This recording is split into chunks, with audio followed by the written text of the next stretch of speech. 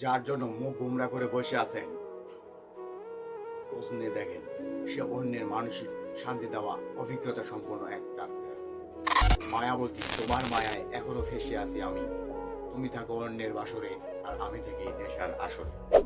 পুরুষ মানুষের যত্ন আর ভালোবাসা মারাত্মক সুন্দর হয় যদি সেটা তুমি পাওয়ার যোগ্য হও। বারবার হয়তোবা কাছের মানুষ ভেবে মানুষকে মন ভাঙার সুযোগ আর দেওয়া হবে না। লোভ সামলাতে পারলে জীবন সুন্দর, না সামলাতে পারলে জীবন অসুন্দর। আর আমার জীবনের প্রতিটা গল্পে আমি দোষী। জীবন আনন্দিত না হলে আমি বরাবরই হাসি খুশি।